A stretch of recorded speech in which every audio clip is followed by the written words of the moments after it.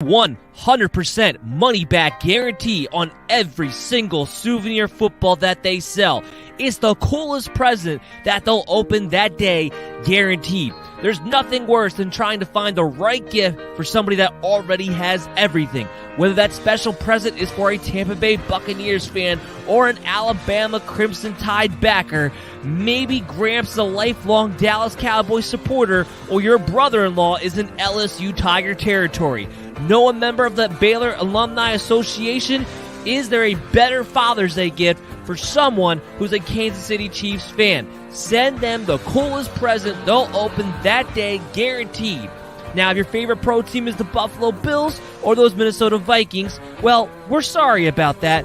Also, if you're a New Mexico State Aggie or a Tulane Green Wave alum, not much they can do. After all, the name isn't nice effort, you had a pretty good season footballs.com. The name is championshipfootballs.com. The coolest present they'll open that day, guaranteed. Your client's going away for 10 years.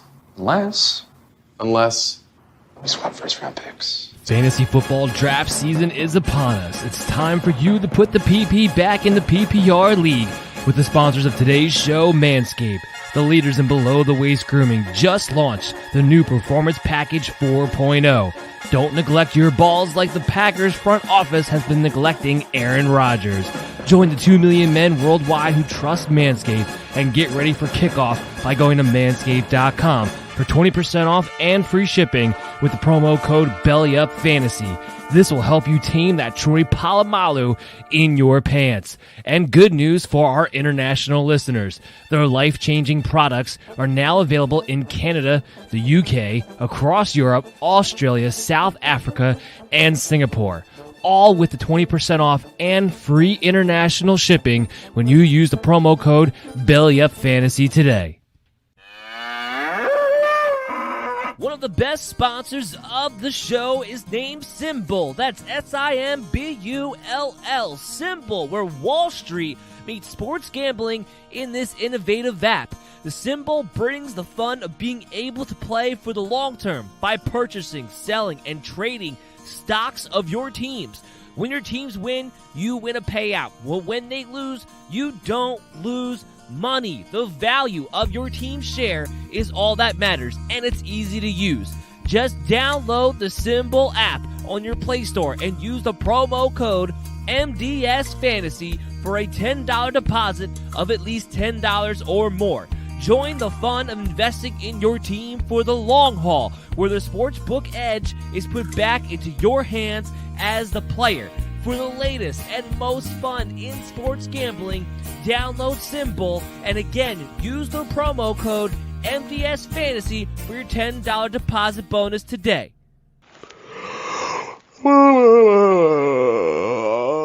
Do you have trouble waking up in the morning? Well, not anymore, because Invader Coffee is here to make you look forward to that morning sunshine.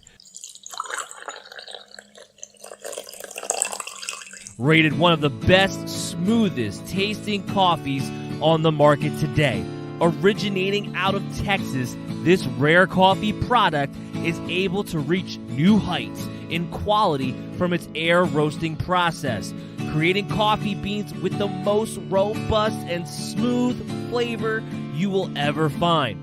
So make your mornings more enjoyable by going to invadercoffee.com and use the promo code BELLYUP for 15% off your next purchase. Again, that is promo code BELLYUP for 15% off of your Invader Coffee purchase today at invadercoffee.com.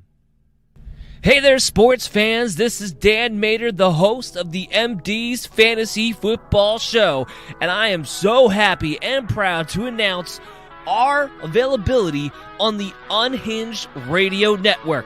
All you gotta do is go to unhingedsn.airtime.pro to catch us on Sundays at 12 to 1 p.m. or Monday, Thursday, and Fridays from 6 to 7:30 p.m.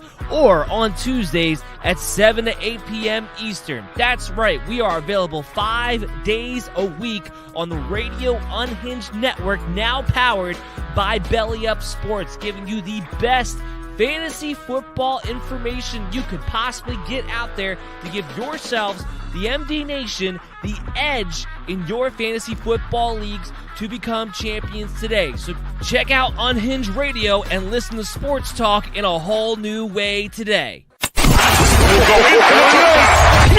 This is the MD's Fantasy Football Show with Dan Mader. Giving you the X's and O's of all things fantasy.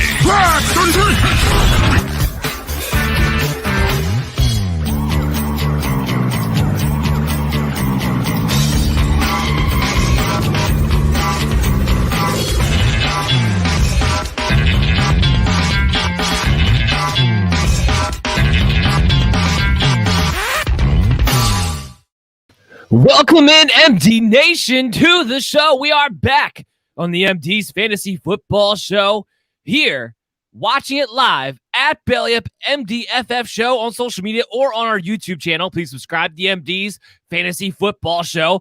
Of course, make sure you check us out on the Unhinged Sports Radio Network. We'll be live later on today from 6 to 7:30 p.m.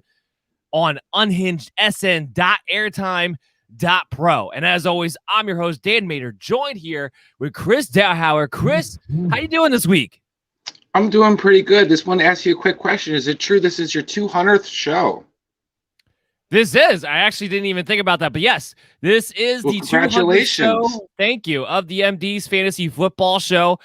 Really a congratulations to MD Nation, because otherwise I wouldn't keep doing this if our audience was not able to continue to grow, continue to have success, continue to follow along. So they are the ones who make it worthwhile doing in the first place. But yes, this is the 200th episode of the MD's Fantasy Football Show. And I plan on it being a jam-packed one, actually, at that. So today's show, we're going to be talking about the smoke or fire episode that we have been hyping up that we can't wait to get to. Basically, we have 32 different fantasy football narratives that we're going to talk about in today's show. And we're going to give you our opinion whether it's smoke or whether it's fire, whether it's something you don't really need to pay attention to, or whether it's something that needs to be going off in your brain to make sure before your drafts, which is going to probably be either this weekend or next weekend for the majority of you out there, you are taking the right variables into consideration. So pretty much we're going to go all around the NFL today, essentially, Chris, while we do this. What are you looking for as we go through this smoke and fire episode? Yeah, I think it's a pretty interesting episode because we're actually going to kind of, like you said, we're going to cipher through some of the news we've heard, some of the rhetoric that's going out there, and kind of see what we actually believe versus what we can ignore, or it's just basically, hype in articles being written because they need to be at this time. Exactly. There's so many, there's always a bunch of garbage information because beat writers especially, you don't know if there's certain beat writers out there who actually give you a fair breakdown. There's other ones out there who want to hype up the team. There's other ones out there who see one thing in practice, write about it, and just throw it out there to the universe. So we're going to go through this and really give you our fair assessments on these 32 main narratives from these teams of what we expect to actually play out fantasy football-wise and why. Normally speaking, we start off the show with breaking news. I don't have too much breaking news I want to get into because we have so much content to get through in this show. Because don't forget, we're also going to have the mailbag segment for you guys at the end of the show. You can always get on by hitting your questions towards us at BellyUp MDFF Show. But there was a piece of news that I felt like we did need to talk about before we moved on. Breaking news. So Sony Michelle gets traded to the Rams for what essentially is going to wind up being a 4th and a 6th round pick. So, Chris, just give me your initial thoughts on this trade. At first, I thought it was a little rich for my blood. I didn't understand why the Rams gave up so much, but then I kind of did my research and found out the Rams can get a compensatory pick if they are to move on from Michelle after this year. So basically, it's a 6th rounder from the Rams this year and a future 4th rounder in 2023. The Patriots made out pretty well. They basically got something for a guy they were considering cutting. He did have a compensatory pick tied to him, like I said, so that's something Rams could still reward themselves with. And I think it's a great fit for Sony Michelle. I think it has a chance to kind of revive his career. I think the system will fit him perfectly with it one cut, kind of cut and go. And I think that he might be seeing a lot of carries in that backfield. I agree with you in the sense of the trade on the surface. It doesn't want to be as high of a price tag as you would have thought. And I also, 4th and 6th round pick doesn't necessarily jump off the page to you as like, oh, this huge price tag. I still believe they would have been better off signing a veteran to a 1-year deal than trading for Sony Michelle at all. You're still giving up draft capital for a guy that you're probably going to move on from next season because you have Cam Akers coming back. You can still have Darrell Henderson under contract for one more season. So you basically gave up 2 draft picks, whether you're getting a compensatory pick back or not with Sony Michelle. You still give up 2 draft picks for this guy to come in and be second fiddle to Darrell Henderson. Now, this brings me to my fantasy analysis on this point with Sony Michelle. Because they gave up that price tag, I think any idea that Darrell Henderson is going to wind up being a workhorse or even a guy who consistently gets 65% of the workload, I think has to go out the window. And I moved Darrell Henderson down a couple of spots as a result of that. Plus, when you mix in the James Robinson news, which that we're going to talk about more in tomorrow's show when we do the 5 best, 5 bust, 5 sleepers, same time at Belly Up MDF on social media or on YouTube. We're going to talk about more of the week's breaking news in that episode. But I had to move Darrell Henderson down a couple spots because, to your point, you only make that move, you only pay that price if you are bringing a running back to actually be involved, not just to be depth to upgrade over Xavier Jones or Jake Funk, but to actually be involved in a significant enough way. Yeah, I mean, I think that you're definitely going to see Michelle kind of being using a tandem role. We know basically the narrative around the Rams' backfield has been with Henderson taking over as the lead guy, quote unquote. The Rams want to make sure he's healthy throughout the season. They think he can handle all 3 downs, but there are definitely concerns about how many touches he can handle. So I think this kind of helps that situation where you're going to see Michelle probably get, 10 to 12 touches. I think you're going to see Henderson probably get 12 to 15 touches. I think it's actually good for both guys. It gives Michelle kind of a chance to get more of a groove. Like I said, a system will kind of fit him better. And then I think for Henderson, it actually is going to be good because it keeps him healthier, hopefully longer. We'll see exactly what happens. Darrell Henderson's still somebody, the low-end RB2 to me, high-end RB3, ultimately. Still a good flex play, still a good piece to have. But the ceiling definitely gets capped with a Sony Michelle move like this. And let's speak to Sony Michelle real quick. This is a guy that, coming from New England, never got to utilize his full skill set. Now, is he explosive still on that knee? Can he stay healthy? 2 questions we don't know the answers really to yet until you actually see him on the field and see him stay on the field, frankly. But one of his best skill sets coming out of college was the fact that this guy could catch the ball. Now, because of the almighty James White, he wasn't allowed to do that in New England. He might be able to do that with the Rams, which is why this hinders Darrell Henderson to some degree. I have them actually down for a 60-30 split, 60-35 split between the two of these guys, because Sony Michelle, I do expect to come in this situation and be allowed to receive the football, actually work in that aspect of his game. And instead of this being a specialized situation where Darrell Henderson's catching the ball and Sony Michelle is getting first and second down work, I think you might see maybe a 2 series to 1 series type of basis throughout the game flow between these 2 running backs. Yeah, I tend to agree. I think they're going to see kind of a rotation of the backs. I still think you're going to have specialized roles. I think you might see Sony Michelle use a little bit more in the red zone, possibly, just because he is a better between the tackles guy. Henderson likes to kind of bounce it out and attack the edges while Michelle's kind of get north-south.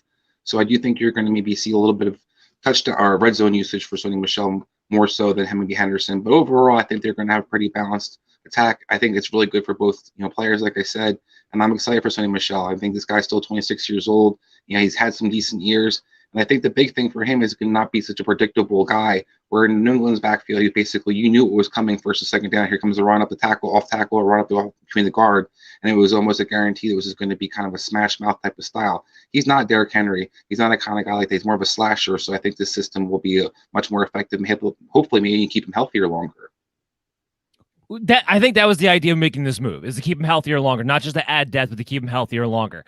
The only other piece of news I want to mention before we get into our Smoke or Fire episode, just because it broke literally moments before the show went live, Ryan Tannehill got placed on the COVID reserve list, so he'll have to go through protocols for the next 5 to 10 days. He would still be fine for week 1 in that case. But this is still going to be an issue, Chris. These players who did not get vaccinated are going to have to go through these protocols when they are close contact, whether they test positive or not, where they're going to have to miss at least 5 days mandated. And we're not going to know exactly who's vaccinated and who's not until something like this happens. Well, now we know Ryan Tannehill is not vaccinated. What is your take on these players who aren't vaccinated going through the season? And if you do know somebody who's not vaccinated, does it affect your draft status for them at all? I think that's really tough. I mean, I don't know how much news is out there telling you exactly who's vaccinated and who's not. I mean, you can read some guys. Well, like, social Lamar media. Jackson's not because he had to go on COVID for 5. Like, guys like that through the offseason, you kind of already have an idea. And like you said, we're not going to know for everybody, but some guys we do have an idea. Yeah, I think the key is not so much the vaccination. It's going to depend on exposure. Because we saw Mike Vrabel basically was the first person in Tennessee to kind of have this, the coach, and he was vaccinated. Because you can be a carrier, you basically have to be away from the players, away from the team still, even if you have the vaccine. It just basically doesn't hurt you or affect you as much. So I don't know if it's necessarily going to change any of my fantasy strategies or should change anybody in MD's nations, because I think it's something that anybody basically exposed in any time is going to have an issue. Yeah, the key is going to be similar to last year, although it shouldn't be as bad. But similar to last year, you're going to have to be on your toes. You're going to have guys ready to plug into your lineups. You may not have the luxury of stashing as many players as you typically would have in other situations outside of COVID. And that's just kind of the nature of the beast right now as it stands today. Okay, Chris, first we're going to do is going to give a quick word to our sponsor, and then we're going to jump into our smoke or fire episode. Your client's going away for 10 years. Unless we swap first-round picks. Fantasy football draft season is upon us. It's time for you to put the PP back in the PPR league with the sponsors of today's show, Manscaped. The leaders in below-the-waist grooming just launched the new Performance Package 4.0. Don't neglect your balls like the Packers front office has been neglecting Aaron Rodgers.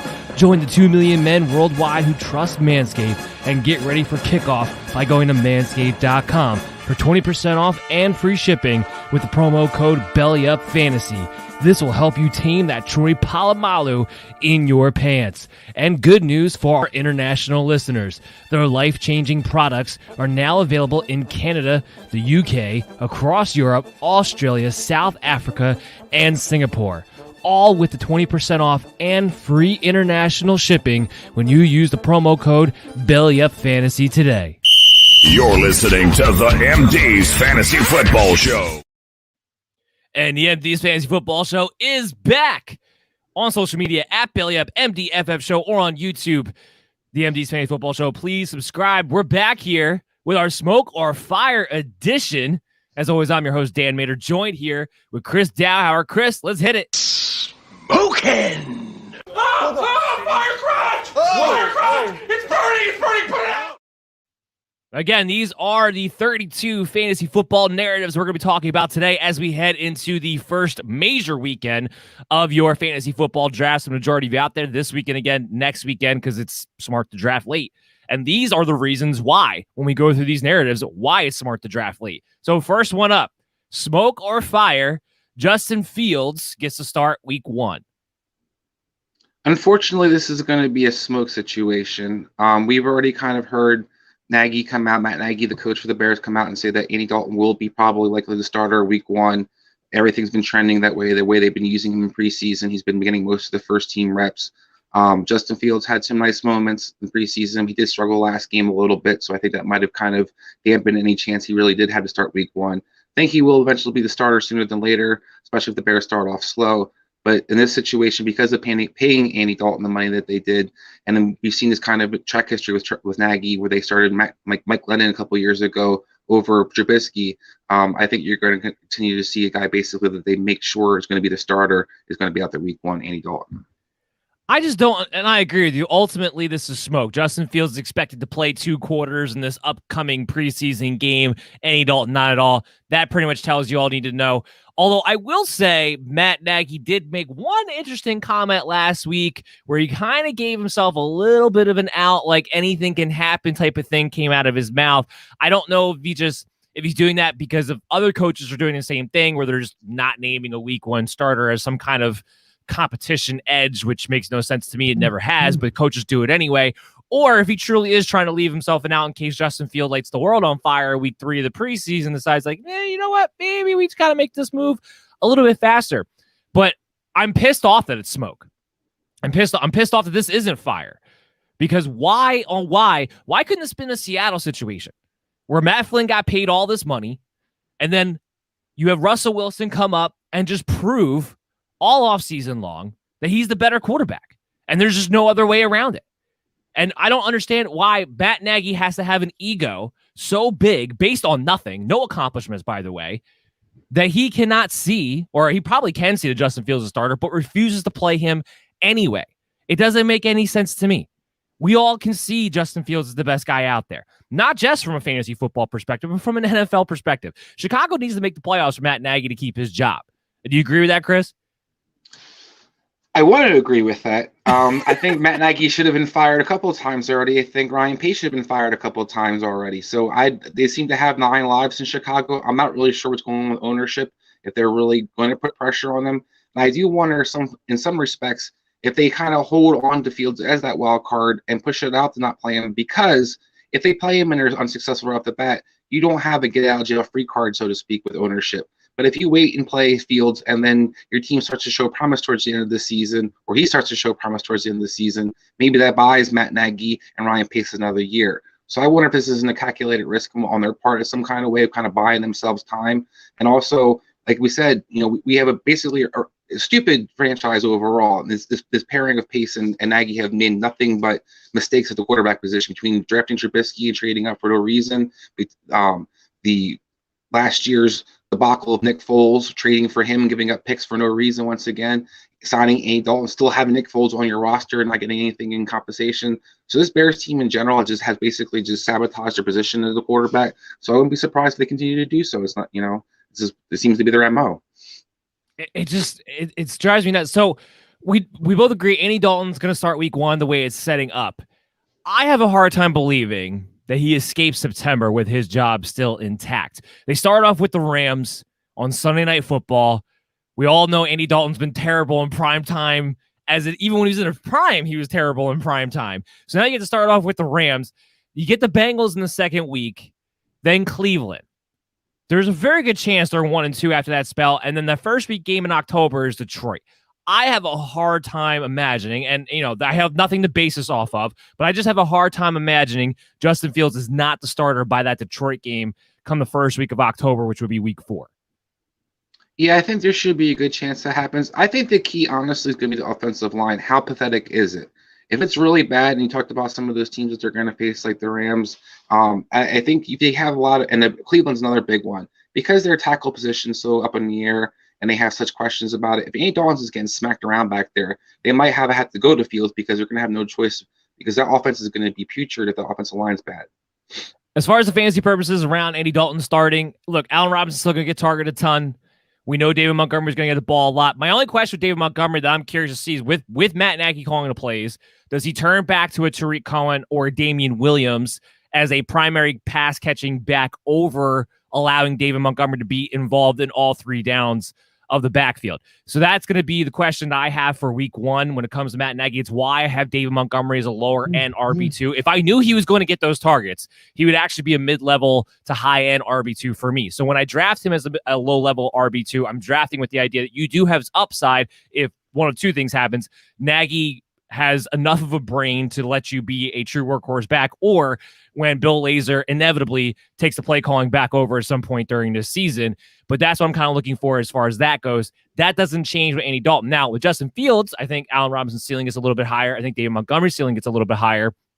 And all these people who have these sleeper expectations on Darnell Mooney, I think that could actually legitimately be something if Fields were to take over at some point. But until then, not at all. And Fields himself, once he becomes a starting quarterback, because of his rushing ability and how I believe his offense will be filtered, I do believe he'll be, at the very least, a low-end QB1 and will flirt with that top 10 area on a week-in, week-out basis. Yeah, I think the key for me is actually going to be what kind of league you're playing in. I think with Fields, you're definitely going to have more success for those players like Robinson, Mooney, and Montgomery scoring touchdowns. So in a standard league, there's the guys definitely going to have a boost with him as a quarterback. I do think that if Andy Dalton is the quarterback, though, you might see a boost in PPR leagues, because you're going to see probably more short passes to Dave Montgomery out of the backfield, where Fields might not check it down as much. You're probably going to see more volume to Allen Robinson versus the big play and pushing it down the field. I think to me that's going to be the big difference. Is I think the team will be more effective scoring-wise and in the red zone once they make the switch. But I think early on you're going to see a lot of dink and dunk, so you might see opportunity for Andy Dalton to put up some decent numbers at least for the receivers and the backs, because they're going to be catching such short passes and the volume will be there. All right. Time for our next narrative, Chris. Smoke or fire. Dak Prescott's shoulder will linger and hinder the Cowboys' offense in the beginning of the season. I think that's smoke. From everything I'm understanding what's going on in Dallas, they just basically are being very precautionary with Dak. They just want to make sure he doesn't get hurt. They want to make sure it isn't going to be something that lingers. They've kind of played it safe with, Amari Cooper. They played it safe with CeeDee Lamb. They're kind of making sure their guys are healthy for the season. I think that's what they really care about. Dak is still kind of getting his little workout on the sides right now. I think he's expected to be able to practice beforehand. To me, that'll be the key. If as long as he's practicing and he's able to kind of participate in lead up to the games, he should be fine. Yeah, I mean, this is the week that he came back. He was doing throwing and everything on the sidelines. Not quite. I don't think he's quite back in 7-on-7s as of yet, but he is back throwing the football. That's all I need to see. Again, we have 2 weeks? Actually, 2 weeks from today is kickoff for Dallas too, by the way, because it's Dallas and Tampa Bay. That's plenty of time for me. They've been precautionary about this the entire time. You can even watch it on Hard Knocks. Mike McCarthy talk about the pitch count. They've been making sure they have a strategic plan for him in place. I'm not worried about the ankle. I'm not worried about the shoulder injury as far as the effectiveness, the fantasy football upside of an Amari Cooper, of a CeeDee Lamb, Ezekiel Elliott, Michael Gallup. I'm not worried about it at all. I think he's going to be just fine. So I'm with you. I think this is smoke that these guys are somewhat getting downgraded because of the idea that Dak might not be ready to go. And we saw him being mobile. And this entire time while he's been dealing with the shoulder injury, as far as the ankle thing goes, he's been able to do legs. He's been able to do running. He has been getting himself in shape. He's been getting himself back to where he's comfortable off that ankle. I'm actually not as worried about it as I thought I would be as far as his mobility goes. Remember, with Dak Prescott, he's not the guy he's not Kyler Murray, Lamar Jackson, who's going to light the world on fire with his mobility. He utilizes it in the red zone. He utilizes it to move the chains. I don't think that changes coming off the surgery. From all indications, that's not supposed to change coming off the surgery.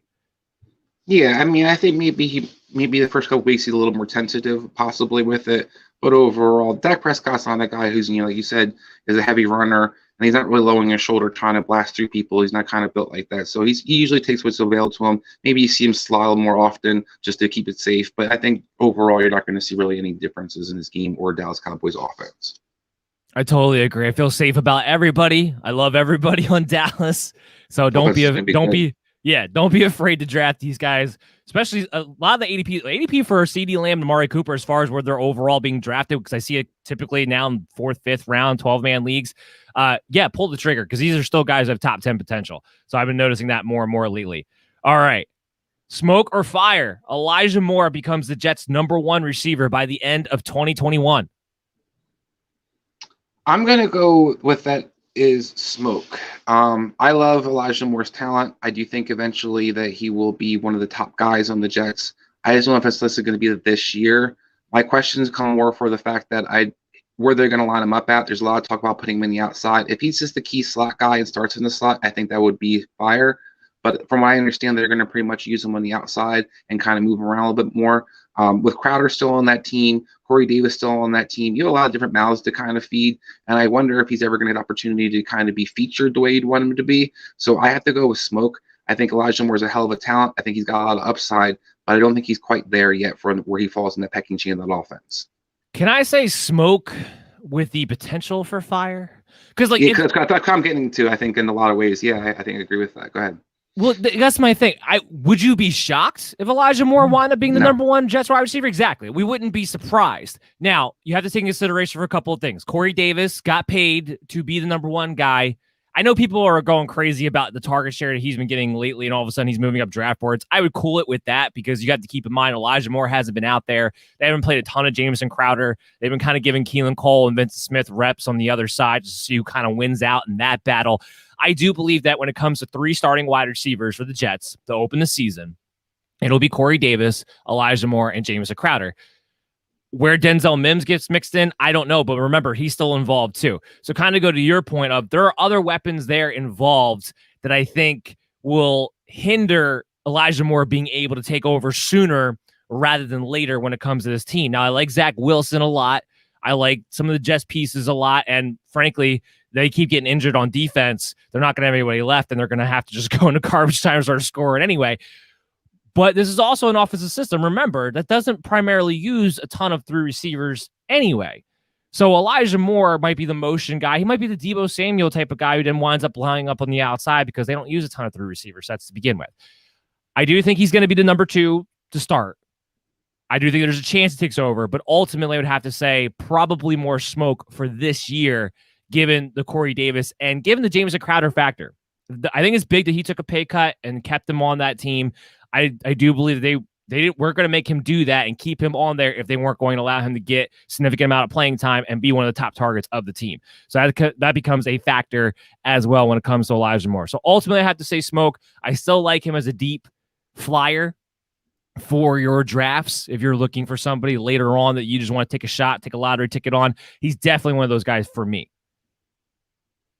Yeah, he's going to have some big weeks, to your point. I think that while he might not have finished as a receiver 1 for that team, I do think that he's going to have some big weeks for you. So he's definitely somebody you should be looking at to target draft later in the draft. And I also think that one of the things keeping, you kind of talked about not playing a lot of 3 receivers. This team also likes to run the ball, and the system kind of has receivers who can block. So that's another thing where you're going to see Elijah Moore kind of suffer a little bit because you're probably going to see a Keenan Cole out there a little bit more often than you expect to, just because he's a good blocker. And then to your point about Crowder, I think Crowder kind of stunts the opportunity for him a lot because Crowder can only really basically play in the slot. So if you're going to kind of limit what Elijah Moore, where he can kind of line up on the field and be utilized. Yeah, and then you put all that together, he winds up being a big play threat primarily on the outside and not a volume guy. One of the things you guys keep in mind, we're live. So if you want to ask a question and have us answer it, and we'll go through it during the show, 100%. We got somebody in here now. Samuel, he just asked me from YouTube, do I trade Henry for Saquon and Julio in a PPR league? Ooh. I say yes. I say unequivocally yes. Because you get to say, look, I know I'd rather have a Derrick Henry than a Saquon Barkley because of the safety issue, but in a PPR league, Saquon has just as much, if not more, upside of Derrick Henry, and I like the fact you get a Julio Jones to go along with that, which Julio, like I said, if he's healthy, and I know he still hasn't been back to practice yet, and that's something we're gonna have to talk about and discuss and figure out what's going on there. But if he's healthy and good to go, I still believe in Julio Jones' ability within that offense. It's going to be a little bit more pass friendly, I believe, this season. Yes, Samuel, I'm going to pull the trigger on that deal. I think it depends on what the rest of your team is, Samuel. I look at what, I think Saquon has awesome upside in the PPR league. I also love what Julio could bring to the table. But you have 2 major injury risks. While Derrick Henry has yet to miss any major time while being in Tennessee's backfield, he's going to benefit from having Julio out there where they can't play as many guys in the box. But having said all that, I would basically, if I have to kind of reach where I need a more extra receiver, a little bit more more depth or another gun to kind of use, I would make that trade. If you're pretty loaded everywhere else, don't risk it. You have guy basically is a golden ticket for you to basically be one of the top guys in the running back position. I wouldn't risk it for Derrick Henry unless I need to kind of the upside the receiver position. Here's my thing about Derrick Henry when it comes to the PPR leagues. If he doesn't run for 15 plus touchdowns and 15 plus 100 yards, then he does want to be a guy who falls in the back end of, the RB1s that easily because he just doesn't give you that passing attack ability. So that's why I would actually pull the trigger on that trade, Samuel. So again, guys, as we go through this show, put your questions in. We'll try to get to them as we move along. Chris, smoke or fire? And we got a little bit more clarity, I felt like, after the last preseason game, but still, committee approach in Miami for that backfield. Just a flat-out 3-way committee, smoke or fire? I think that's fire. I think that there will be a split of touches and there will be roles everybody kind of plays, especially Malcolm Brown. I think Malcolm Brown's going to be annoying in the red zone and probably really be used in that role. We saw Jordan Howard kind of get the opportunity last year in Miami. And then I think that you're going to see a little less of Ahmed that people might expect. He'll probably be out there sporadically, but I don't think you're going to see a heavy dosage of him. But I do think there's going to be a split and a rotation definitely between Brown and using kind of limiting the upside overall of what that backfield can kind of do. I think that when you think about Dolphins, their offensive line is not that impressive. You're going to kind of need somebody to kind of be featured to be, a prime number RB1 or even RB2. I think this basically makes Gaskin a flex play. I do hear a lot from the beat writers and the insiders on Miami, though, that they do expect him to be kind of the one and kind of get the majority of the touches. But the breakdown, I don't really know what's going to be. I wouldn't be surprised if it's around 65-35, and you kind of see the other guys utilizing different roles, so to speak. Yeah, I was breaking this down, and of course, Myles Gaskin had to move a few spots down on my board into mid-level RB3 range. He was hovering around that low-end RB2 range for me previous to this. And the second preseason game, they gave Myles Gaskin a little bit more run. It wasn't so Malcolm Brown and Savant Ahmed mixed in, but I'm with you. Ultimately, I think this is fire. Do I think it's a three-way committee? I don't know if I think it's a three-way committee, but I do think it is a committee between Malcolm Brown and Myles Gaskin at the very least. And people were talking about this all week, that Malcolm Brown just has that coaching quality. It kind of reminds me a lot of the Jamal Williams situation, where he has that coaching, where coaches just like him because he does everything he's supposed to do in practice, I guess, but even though it's not actually that particularly effective or really any good. Unfortunately, that seems to be enough to get you on the field, because we've seen Malcolm Brown get on the field everywhere he's been to an annoying amount and detriment to everybody else's fantasy team. That looks like it's going to continue here. I actually don't have any Miami Dolphin running back getting 50% or more of the work on a game-to-game basis, because I do have Savant Ahmed getting mixed in, Myles Gaskin, of course, and Malcolm Brown as well. Myles Gaskin's still definitely the lead guy as far as you want to own for fantasy football purposes, because the one nice thing about Malcolm Brown and Savant Ahmed is neither one of them are particularly efficient or great at catching the football or doing anything with it. Malcolm Brown might be out there sometimes as a pass protector, but he can't really do anything with the ball in his hands once he's actually thrown to on the outside. So that's where Myles Gaskin gets to stay safe. He's still the most explosive of the bunch, but when you draft him, you can't draft him with the idea that you have a sleeper combative RB2 on a week-to-week basis on your hands. You have to draft him with the idea he's more of a flex play and a fill-in RB2, because you don't know how many touchdowns he's going to get. And again, he might be in a situation where he never sees more than 10 carries if this committee were to continue throughout the season, which, again, with you, as far as a fire approach on that happening, at least in the beginning of the year. Yeah, I think what we saw basically happen in the Rams last year is probably what you're going to see repeat in Miami a lot of ways, where you're going to see two guys primarily use, that third guy kind of sprinkled in there. Who that's going to be from week to week will probably change, but that's where it's going to be really hard, to your point, kind of banking on Gaskin being an RB2 for you. He's going to probably be an option to flex maybe. This is one I was waiting for. We've talked about it all season long, but I just still can't wrap my mind around the stupidity of it. Desean Watson still does not play a single game for Houston, even without being placed on the commissioner exempt list.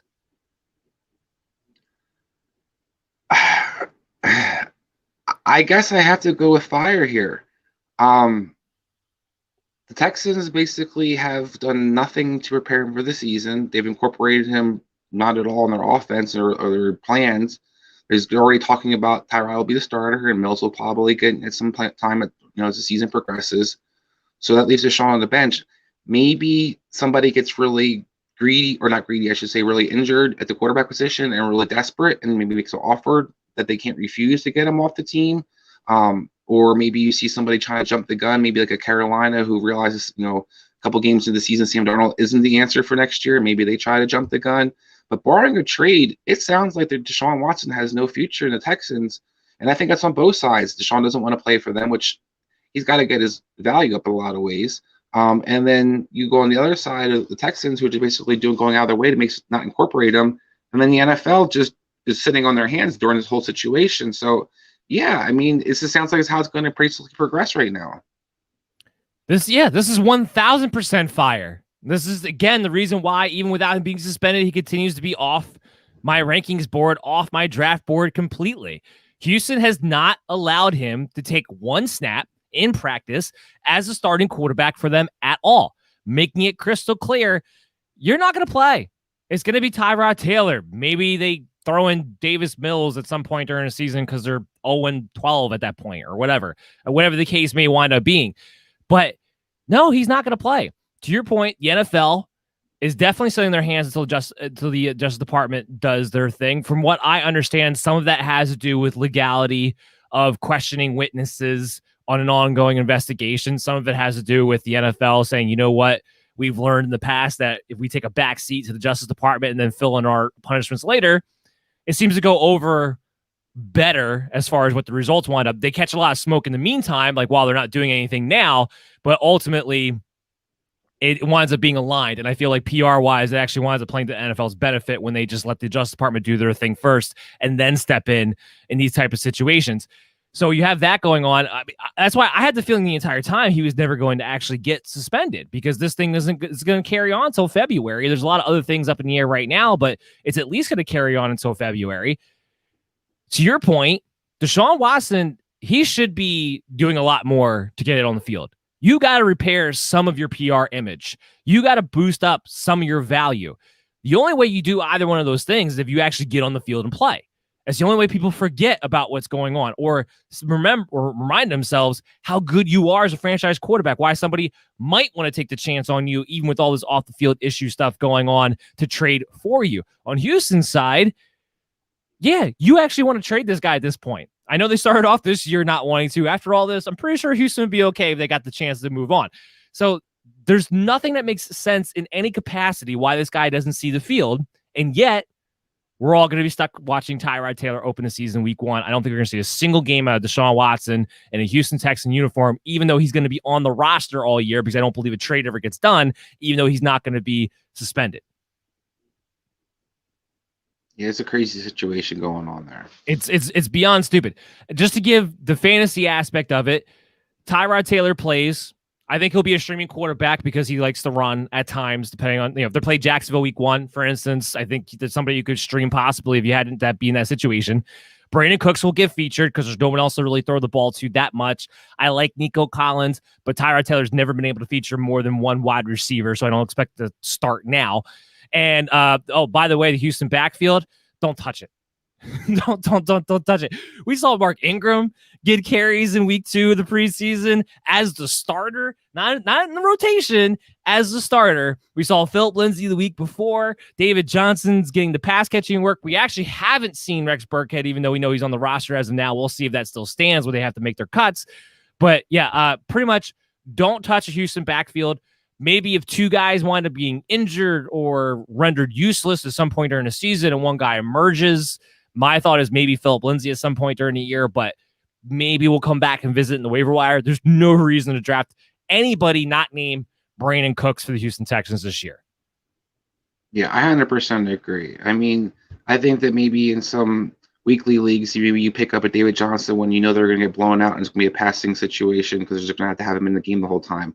But other than that, you can't predict anything in that backfield. And offensively, they're going to be ugly. I mean, that offensive line is not any good. You really know what kind of schematics they're going to run out there. And to your point, I think that there's a lot of questions. Even with Tyrod, can you feature more than one guy? But the offense can feature more than one guy. All right, let's move on to a better situation to talk about. And an interesting one. So smoke or fire, Chris. Does Mecole Hardman, does he wind up being the de facto wide receiver 2 of the Kansas City Chiefs? So I'm going to go with fire. I think that he, depending on how you want to read the question, will he be the receiver 2? Will he handle the truth? Yes, he will be the starter. I think he will be the number 2 guy out there. Having said that, I think you're going to see a lot of Pringle and you're going to see a lot of Robinson. And you're going to see a lot of those other receivers kind of rotating with him depending on what they're doing. You're going to see more 2 tight end sets than you've probably seen in a long time on Kansas City this year. So I think that while he's going to be the starter, I don't know if he's actually going to be worth owning in the Chiefs, because I do think as the number 2 guy, he's just going to still be a role player. Yeah, maybe he's the starter, possibly. I do agree with you. You're going to see more 2 tight end sets, I believe, out of the Chiefs this year than you ever have, because they do have a young kid there who they're actually pretty excited about. But I've been talking about this all off season. Now, I did adjust my rankings a little bit to where Hardman will get the second most receiver targets. So I made that a little bit of adjustment. But we've been down this road before the past 2 seasons. When the opportunity has knocked, ultimately, Demarcus Robinson is the one who winds up getting the majority of the snaps. The reason being is because Demarcus Robinson is a more all-around, not great all-around receiver, but he's a more all-around receiver than a Mecole Hardman is. He has a bigger route tree, and he can actually block a little bit on the outside, which is why ultimately he winds up being the guy who plays more snaps at that position. So I would go with smoke as far as this question goes, where Mecole Hardman will not be the de facto wide receiver 2 of the Kansas City Chiefs, I believe you're going to see a 3-man rotation between Mecole Hardman, Demarcus Robinson, and Pringle. But that's not to say that there's still not some deep flyer upside with the Mecole Hardman or, picking up later off the waiver wire or Demarcus Robinson. We know this Kansas City offense is going to be prolific. We know somebody outside of Tyreek Hill and Travis Kelce is going to catch some balls down the field. Now, my thing's going to be this. I don't know if you're ever going to know exactly when to play a Mecole Hardman or Demarcus Robinson, whoever it winds up being. So maybe DFS purposes, you want to take a chance, but if you draft them in redraft leagues, good luck figuring out when you're going to actually play these guys. And because Mecole Hardman can't block, and because he still doesn't have a full route tree, I really think he's going to have to compete for snaps. So I think that's more smoke than it is fire. Next up, this is a big one. Jamar Chase will be the number 1 Bengals wide receiver this season. Smoke or fire, Chris? That is smoke. I would expect it to going into the season it was going to be fire, but every report coming out of the Cincinnati camp is basically Chase is not there where they will expect him to be yet. He's not getting separation. He doesn't look quite as explosive. And as we saw in the preseason game, he's having a lot of issues with drops. So those things are all basically he's too much in his head. You kind of see Joe Burrow still kind of getting his legs up, back underneath him as well. So those two factors make me feel like they're going to kind of rely on the guys who've already been there. You're going to see Higgins, this continues to become a more and more intricate part of their offense. There's even talk about Tate playing some more snaps over Chase sometimes. So I think what you're going to see is you're going to see a Boyd, you're going to see a Higgins. One of those two guys are probably going to be the receiver 1 for the Bengals this year. I still love Jamar Chase. I still love his skill set. I think he's going to have some great weeks here or there as he gets kind of used to the NFL in a lot of ways. But from everything I'm hearing, it's not setting up that way. And I think they're going to go kind of, conservative in a sense of kind of relying on what they already know and what they can kind of trust. Yeah, it's smoke. It's unfortunate smoke, but it is smoke nonetheless. This whole Cincinnati Bengals offense could be smoke as far as what our expectations were going into this season. Once we realized Joe Burrow is having a mental issue, getting confidence back in that knee, I'm glad to hear he's going to get some preseason reps. By the way, Chris, you and I have talked about this on the show, that he needs to get out there, get whacked, get his feet wet before week 1 comes around. But there's a real chance this offense starts off slower than we anticipated them being able to do. And originally, I had a pretty close 3-way split thing going on as far as targets go between Jamar Chase, T. Higgins, and Tyler Boyd. But I did have Jamar Chase by like 5 or so targets, actually leading the way over T. Higgins. That has changed for me, where I now have Jamar Chase as the number 3 target behind Tyler Boyd, behind T. Higgins, and it has been adjusted so into my rankings, which will be published by this weekend on BillyUpFantasySports.com. Make sure you check it out there before you head into your drafts. But now T. Higgins has moved up to be a mid-level wide receiver 3 for me with wide receiver 2 upside. He has been the guy who's definitely, from a physical standpoint, NFL conditioning standpoint, has taken the next step up. He looks to be the number 1 wide receiver. Tyler Boyd is still going to be that veteran-savvy safety blanket. And if the Joe Burrow thing remains true, where he is not confident planting on that knee and throwing the ball down the field, Tyler Boyd is going to be a big-time safety blanket for him. So all of a sudden, his target share goes up. Jamar Chase is thinking a lot out there. You could see it on the field, especially in that second preseason game. Everything that everybody was talking about that had concern with training camp showed up there. Where he was having trouble getting separation, he was dropping the ball, and it looked like all he was doing was thinking about every step he took, what it was he was supposed to be doing, rather than playing. I think that's getting in his head.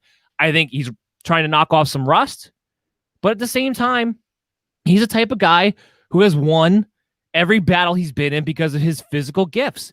He doesn't have necessarily the nuance of some of these other rookie wide receivers of running routes and getting open and doing some of these extra little fundamental things that I think he's just going to have to learn on.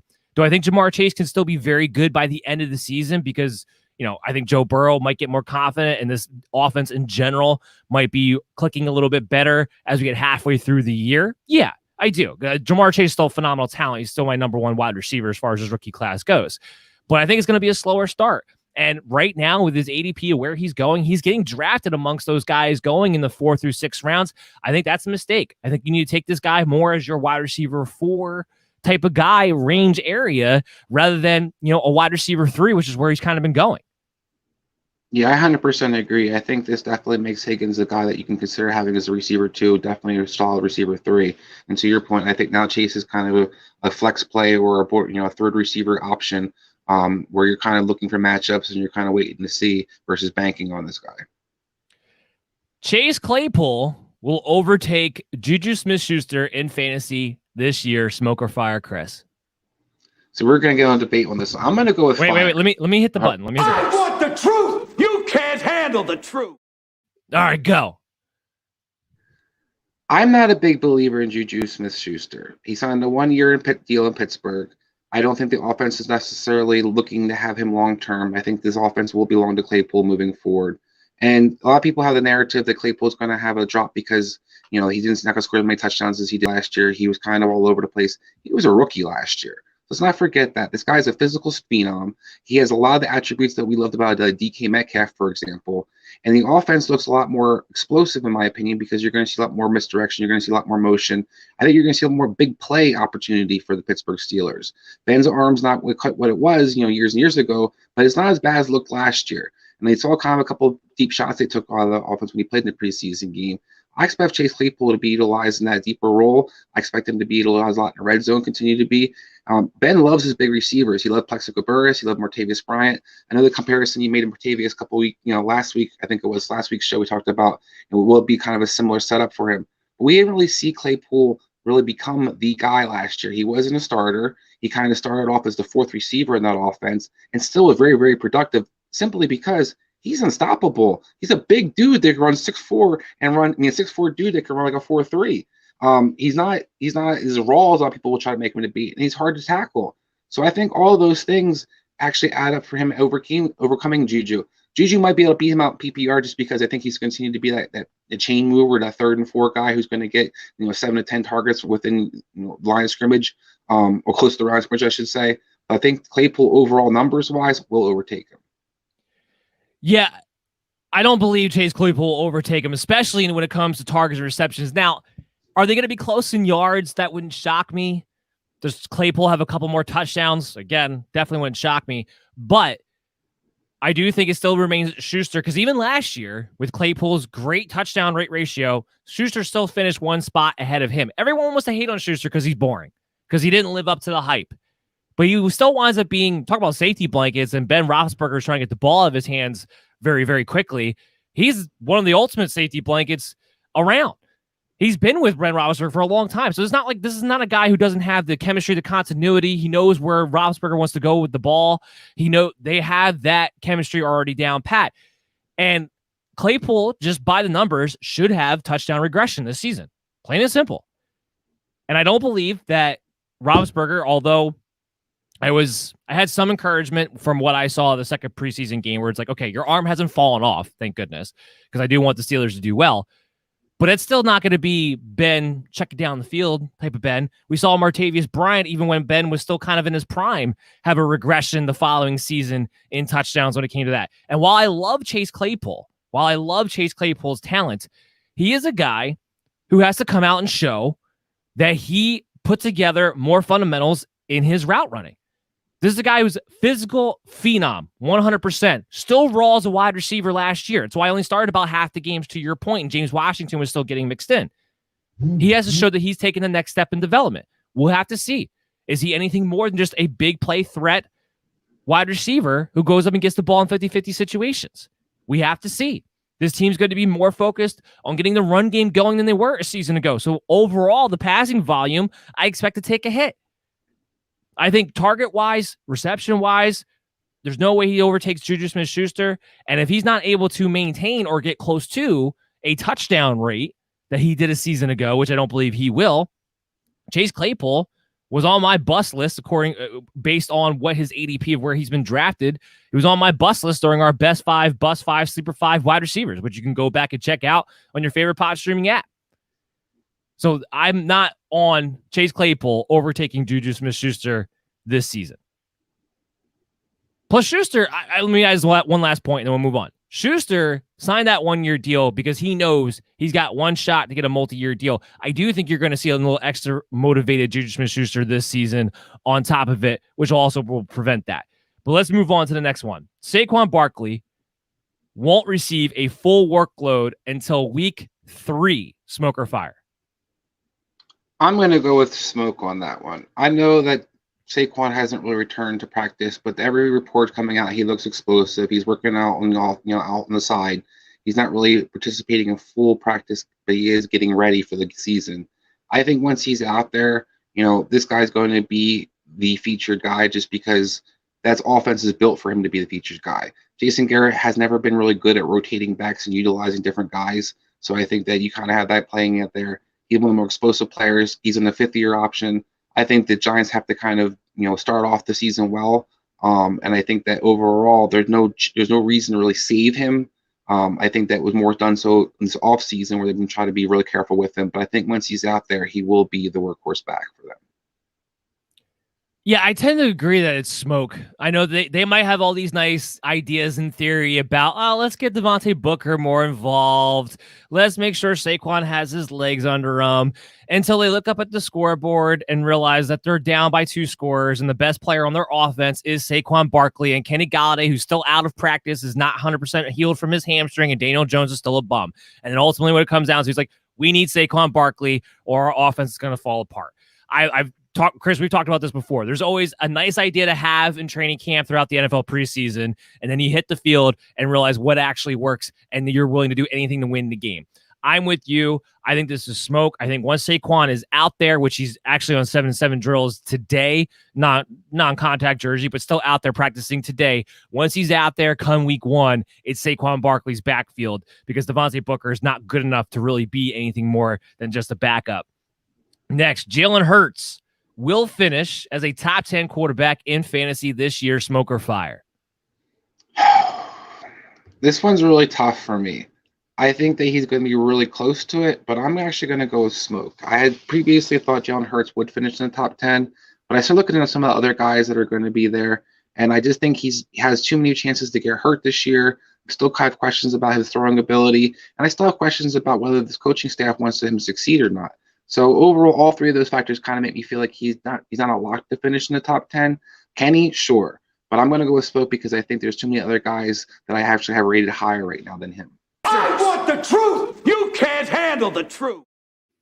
That's a big one because I'm going to state my case of why he's definitely a top 10, why he's my number 7 overall. I don't disagree with you on the point of can he be effective enough throwing the football. I've made my marks about that. One of the reasons why I'm not as big on Devonta Smith as I was going into it is because of his inaccuracy as a passer. So that part I'm not going to disagree with you at all. But as far as the coaching staff thing goes, there's nobody else to replace him. You're not going to bench him for Joe Flacco. So whether or not you're trying to get him to succeed, you absolutely are. Why? Because if nothing else, that dude is trade bait for you come next offseason. They absolutely need him to be valuable, at least if nothing else, for that reason. He is going to rush for 700 to 800 yards. As long as he does that, he's automatically a top 10. So for me, he's automatically fire because I see no reason outside of an injury why he doesn't hit those numbers with this offense, with the way they're going to have to play from behind, with the way this offense is going to be built around Hurts having to make plays with his legs at the end of the day. Next up, we have Antonio Gibson will receive the CMC role, smoke or fire. This one was another tough one for me. I'm going to go with smoke. I think all the narrative has been that he'll be utilized that. I think at some point, possibly this year, he will be, but this guy's still kind of learning the running back position. So I feel like with the options they have, they're going to rotate some other guys in there. McKissick's still going to get a fair share of the passing opportunity. He's a lock to make the team. They're saying, why else would he be on your team other than pass to catch the ball because he can't run? And then you have people like Patterson kind of in the mix, Peyton Barber kind of in the mix. So you have 2 guys who might be utilized a little bit here or there for specialized roles. So I do think it's going to be smoke. I think there's going to be games where he's utilizing that role. I think maybe as the season progresses, he can become that role. But I think early on, you can't expect it. They haven't really seen it yet in preseason. Everything kind of coming out of training camp is that they want to use him in that role, but they still aren't really doing so. So until I actually see it, I can't say it's going to happen. Yeah, I'd have to say it depends on how you approach this question, right? Is it CMC role as in he gets, 90% of the work across the board? Then yeah, 100% smoke. Is it CMC role in that he is the workhorse in all 3 down situations, even though the workload overall might be more 65 to 70%? then I think that could possibly be fire. Because I do think he's going to be involved in the pass game much more than he was last season. He has gotten a lot better with his pass protection, which I think was the big reason why J.D. McKissic played as much as he did with Alex Smith in that third down role. So I don't think it's going to be automatically J.D. McKissic every time in the third down position. But I don't think Antonio Gibson's getting an 80 to 90% work share either this year. And really, I don't know if he happens at any point in the year. Maybe if he takes off the way you're hoping he does by the end of the season, possibly. But I would say smoke from the standpoint of he gets the insane work rate of a CMC, but fire from the standpoint of you're going to be able to trust that Antonio Gibson's actually going to be allowed to be on third downs and 2-minute drills and be allowed to catch the ball. It's not automatically going to be J.D. McKissic. Next, go ahead. So don't forget, this guy only averaged 13 carries a game. He's still adjusting to the running back position. So you have a guy who's still learning a lot of intricacies and still has a lot of brain farts from my understanding in practice. He's still missing some blocks, still missing some holes. So I think because you see those things, and Redskins want to be competitive this year, he's probably not going to be quite there yet. Next up, Mac Jones takes over for Cam Newton before Week 8. Smoke or fire? I say smoke, unless Cam gets COVID again. Because to me, Cam should be the starter. He looks better. The team is built for him to be kind of the starter. They added the tight ends. They're going to be more to a physical team overall. The defense should be pretty good. I expect the Patriots to be pretty good this year. As long as the Patriots are competitive and are small in the playoffs, I don't see them making a quarterback switch just for the sake of making a switch. So I think that it's going to be smoke. I see the narrative of how it could become fire because I do think if Cam struggles and the Patriots are struggling overall offense, you have an easy kind of solution. But so far, everything coming out of New England is that Cam's been pretty good, solid in practice. He had a nice preseason game. The offense is really, really built for him to kind of be the guy in a sense. And why rush out Matt Jones if you don't have to yet? So I think all those different things kind of add up for it not happening. Yeah, I think Bill Belichick truly does love him some Cam Newton. I agree with you, though. You made a good point, though. If Cam gets COVID again, I don't know. We'll see. That could be the driving factor. I'm with you, though. Ultimately, this is smoke. I've been saying this all along. If the Patriots stay in the playoff race, which I expect them to be about 500, if not a little bit above 500 team for most of the year, that will keep them in the playoff race. I don't think Bill Belichick benches Cam Newton if that's the case, if that's the situation of the team. So I'm with you. I think even though I think Mac Jones is definitely clearly the better passer, but I think they're going into this season, especially at the start, with an idea of how they want to play football, and they want to play bully ball. And that's why they got these two tight ends, and that's why they're going to lean on Damian Harris and Ramondre Stevenson. So I do believe that Cam Newton will keep this job at least until after Week 8, as long as the Patriots are still in the playoff race, as long as he doesn't get COVID. But we know Bill Belichick does. I think it's genuine that he does love Cam Newton. And that's why that's going to be the big driving factor behind this, even if there's people out there saying that Mac Jones should have won this job. Next up, a Bills running back will finish in the top 36 this season. Smoke or fire? I'm going to go with smoke. I think there's opportunity for one of these guys to do it, but I think Mike Moss is basically that guy, your option. But with his injury history, you can't basically bet on that. You maybe points per game, one of them could finish there, but when it comes over for the whole season because of the injury concerns to that backfield and Singletary's lack of usage in their passing game, I think, no, you can't look for them to finish in the top 36. They're still very much a pass-first team. They're built in a division where there's not going to be a lot of games where you're going to try to feature the run a lot. So I just think when you look at how the Bills are built and the backfield injury concerns and usage in general, I think you can't have to be smoke for me. It's going to be fire for me. I'm not going to hit the state your case button because I'm not trying to make a strong case here. But it's going to be fire for me. Just on the idea, top 36. It's a wide range. Devin Singletary finishes the number 34 running back in half-point PPR leagues last year with these two splitting time and it being kind of a mess and the running backs being an afterthought. So I do think there will be at least a little more of an emphasis to get the running game involved. I agree with you. I think that guy they want it to be is Zach Moss, but even if he misses time, Devin Singletary gets mixed in. He gets a starter role. I think one of them finishes the top 36.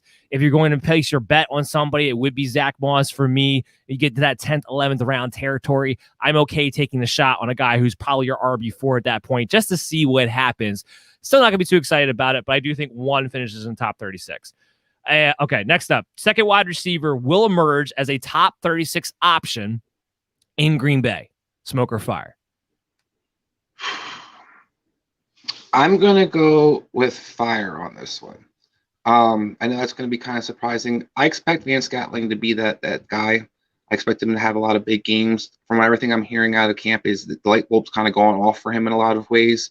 He looks more consistent out there. He's running better routes out there. And we always know this guy has explosive ability. That hasn't been the problem. So I think between the fact that you're going to see teams paying a lot of attention to Adams, you kind of see Jamal Williams, kind of moved on. So you have that opportunity for, Aaron Jones will benefit from that, but I think the receivers will benefit from that. And you don't have a clear-cut guy. Alan Lazard's a nice player. I think he's a trustworthy guy. But I think that you're going to see somebody step up on the other side. I think the Packers are going to be very much aggressive offensively. You look at the division, that second corners have really struggled for most of those teams. The Vikings don't have a good one. The Bears don't have a good one. Detroit doesn't have a good one. So all those different factors, I do think there will be somebody of that Green Bay receiver to step up and becomes at 36. For me, it's Van Scantling. Yeah, I'm going to go with smoke on this one. First of all, the Scantling thing, I feel like we've heard that every single year. Yeah, Scantling's ready to take the next step up, but it never really actually happens. But I think the fact that they brought in Randall Cobb muddies this whole thing so much that there is no second wide receiver Green Bay that actually gets into the top 36, because I think it's just going to get a mixture of Alan Lazard and Scantling and Randall Cobb and whoever. I mean, at least Devin Funchess is out of the picture now, but that I think it's gonna be too much of a mess for any one wide receiver to wind up being a top 36 option. Davante Adams, you were the man. You continue to be the man. Next up, Justin Jefferson outperforms his rookie season. Smoke or fire? To me, that's smoke. I love Justin Jefferson. I love his skill set, but a lot of things felt just right for him to kind of be that guy. I wouldn't be shocked if last year was one of his better seasons he winds up having. Maybe you see an increase in touchdowns over last year, but the yardage, I don't think he's going to get 1,400 yards again. I think that his team overall has got a lot of balance. They have different weapons they can kind of utilize. There's more of a third receiver option in his offense than there has been the last couple of years. So all those different things, I think he's still going to be a very productive player, but I don't see him surpassing what he did last year. Yeah, 88 receptions, 1,400 yards, 7 touchdowns. Those are numbers that are hard for elite receivers to repeat. So I'm with you. I think it's smoke that he does that. I think the offense for the Vikings, talked about this before, I think the defense is going to be a little bit better, which is going to lead to the Vikings offense dipping back down to more their average as far as passing volume on a per-game basis goes. I don't know if his rookie season winds up being his best season ever. I do think this guy has a chance to be a true elite receiver. I think he might be able to get these numbers again at some point.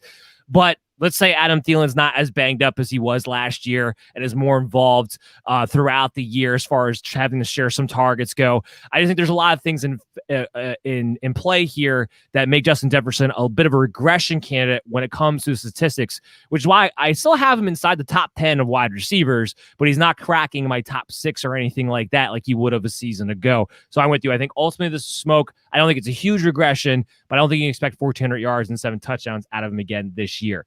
Swift and Williams will be a 1-2 punch committee. Smoke or fire in Detroit? That's smoke to me. You see with Anthony Lynn's historical usage as running backs has always had 2 guys primarily featured. Go back to the Buffalo days, it was C.J. Spiller, Fred Jackson. Last year, the last couple of years, with the Chargers, they always had that power back and used Eckler rotating. So it'd be fire to you then. So yeah, I'm sorry. Yes, it's fire. Yeah. I got a little confused with that. Yeah, it's definitely fire to me. The coaching staff basically is why I think it's a lock. Anthony Lynn calling the plays. How this team's basically talked about Williams the entire offseason. They talked nothing but great about him. How he's going to be, their RB1. I don't think there's going to be a clear split in the usage. So I do think that you're going to have these 2 guys be out there, pretty consistently and be a 1-2 punch. Yeah, I think Deandre Swift's going to get the majority of the work. I have him for a 55% work share across the board from carries to receptions. But I have Jamal Williams sitting right there about 40%, which in my book, that makes you a 1-2 punch. Quite frankly, we talked about Jamal Williams, how he has that factor that coaches seem to love. We know he gets involved in the passing game because he's a good pass protector, not because he's necessarily flashy with it, but he's a good pass protector. He does do a good job of always seeming to fall forward for 4 yards. So he's not a guy who gets a lot of negative plays from that sense. Yeah, and this whole offense is going to revolve around Anthony Lynn and what he's able to do with that backfield. Let's also tie into the fact that Deandre Swift is still dealing with a groin injury right now that Dan Campbell, has us all with a little bit of a red flag after saying he's a little bit concerned about it all of a sudden out of nowhere. I'm not too concerned. He's still expected to play week 1, but we know Jamal Williams is going to get mixed in. Yeah, I was just going to say, don't worry about that at all. Because I read the last couple of days of practice, Swift's been out there. He's been healthy. He's just explosive. There's a lot of the beat writers are basically saying they're not really sure that was him trying to light a fire under him or some kind of way. But there's nothing showing you Swift's not healthy and won't be out there. He's practiced the last 2 games and been very much utilizing the offense.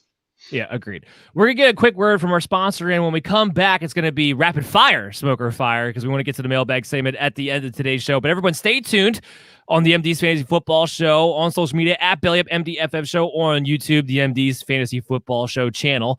And we'll be back with you right after this word from our sponsor, from Symbol. One of the best sponsors of the show is named Symbol. That's Simbull. Symbol, where Wall Street meets sports gambling in this innovative app. The Symbol brings the fun of being able to play for the long term by purchasing, selling, and trading stocks of your teams. When your teams win, you win a payout. Well, when they lose, you don't lose money. The value of your team's share is all that matters, and it's easy to use. Just download the Symbol app on your Play Store and use the promo code MDSFantasy for a $10 deposit of at least $10 or more. Join the fun of investing in your team for the long haul, where the sportsbook edge is put back into your hands as the player.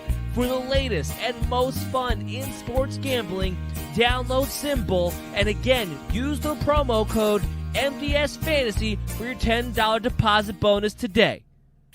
You're listening to the MD's Fantasy Football Show. And we are back on the MD's Fantasy Football Show here at BellyUp MDFF Show on social media or on YouTube. Make sure you check us out tonight from 6 to 7:30 on the Unhinged Radio Sports Network, unhingedsn.airtime.pro. We'll be streaming live then. And of course, go back, download us on your favorite pod streaming app, whether it be iTunes, iHeart, Google Play, Stitcher, Spotify. We're pretty much everywhere available to you guys. As always, I'm your host, Dan Mader, joined here, Chris Dowhower, as we're going through the Smoke or Fire episode. And this is pretty much going to be rapid fire here on the other side. Smoking! Fire crotch! Fire crotch! It's burning! Put it out! All right, let's continue deciphering these narratives of what we need to pay attention to and what we don't as we get into our big draft weekends. Next up, and I feel like I'm talking about this with all the rookie quarterbacks, but Trey Lance starts week 1, smoke or fire. That's smoke. And let's also address the fact that I think this is a media-driven thing. Trey Lance has done nothing to show that he should be starting out there week 1. He's had some flashy moments. He had a nice little pass in the first game to Sheffield, had another one in the second game to Sheffield again.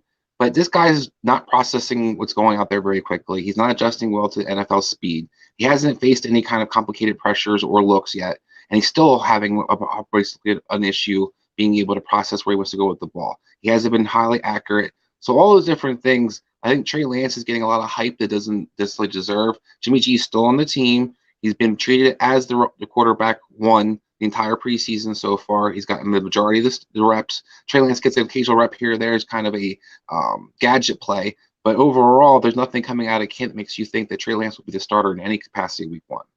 They've said it since the beginning. Jimmy Garoppolo to start week 1. It is absolutely smoke that Trey Lance could be the week 1. I totally agree with you. This is a media-driven thing. And I just found it hilarious after that game, in this past preseason game, that because Kyle Shanahan in his first sentence says Jimmy Garoppolo is clearly the starter, his second sentence is, I'm not going to announce a week 1 starter right now. And the media all jumped on the second sentence of, I'm not going to announce a week 1 starter, and tried to make a story out of it. It's smoke. Trey Lance is not going to start week 1. And I don't believe Trey Lance is going to start at all this season unless Jimmy Garoppolo gets hurt, which of course is definitely plausible given his track record, but that's the only scenario in which it happens. A Ravens wide receiver will emerge in the top 36 by the end of the season, smoke or fire. I think there's an opportunity for it to happen, but I'm going to go with smoke because I think there's just too many questions of who that guy is going to be and the usage of everybody. There will probably eventually be a receiver that, Lamar Jackson kind of locks onto and utilizes more consistently, but who that guy is going to be, I have no clue. We have no idea what Greg Roman's going to do with these guys. We don't know how much Sammy Watkins is going to play, how much Bateman's going to play, how much Marquise Brown's going to play. All these guys have missed significant time in the offseason so far. So, other than Sammy, but he's banged up again already. So I think when you look overall where they kind of are in the receivers, there's going to be production at receiver position, but who that's going to be, I can't say. So that's where I can't say there's going to be a guy in the top 36. Yeah, I think the reason you're using for why it's smoke is the same one that I was going to point to too. It's smoke because I have no clue who it's going to be. I'm with you. I think if it winds up being latched on to one guy, there is an opportunity for someone to finish in the top 36. But between the low volume, the fact that by the end of the season, I believe at some point you'll have Rashad Bateman, Sammy Watkins, and Marquise Brown all out there at the same time. There's too many guys with not a lot of volume there to really be secure about somebody finishing in the top 36. So I'm just going to approach this from, if you're drafting today's standpoint, do you draft someone with the idea they might be a top 36 guy? My answer to that would be no. And I don't even know if I necessarily take a flyer on any one of these guys as far as the draft goes. Maybe I pick somebody up off the waiver wire if we start to see someone emerge throughout the season. Next up, OBJ reestablishes himself as a top 12 wide receiver. Smoke or fire? So I'm going to go with fire because I'm one to believe that OBJ is going to be healthy finally. And if he's healthy, he's still one of the more talented receivers out there. He's still a guy who's very explosive. Everything I'm hearing from OTAs, the training camp, to basically him throwing with Baker has been positive. I think that he's kind of due to kind of have that season that we've been waiting for. And when you look at the opportunity for him on that offense, there's nobody you can't try to take away OBJ because of how the running game is being so effective, because they have a utilization of their tight ends. You have a Jarvis Landry. So all the different things make this guy have every opportunity to do so. And I want to say yes, so I'm going to go with fire. I want to say yes, but I'm going to say no. It's going to be smoke for me. It's been, 4 years now since he's actually been really great, since he's been a top 12 guy. And while I agree with you, you can't key on him. It's still a low-volume offense. It's still an offense that hasn't actually produced well with him on the field, although I don't necessarily look at that as too much of an issue. My big thing is I don't believe OBJ can stay healthy enough. I just don't. And I have to be proven wrong on that before I can say this is fire. So I have to go with smoke on OBJ being able to become a top 12 guy. But I want to say this, where he's going at in his ADP-wise, I do think he's worth the shot, and he could be a league winner. He is a wild card play in that 6th-round territory in your 12-man half-point PPR leagues. You make an excellent point. Where he's going now, I would take that shot that he's going to be a number 12. I wouldn't bank on it, so I wouldn't draft that he's going to be in the top 12. Exactly.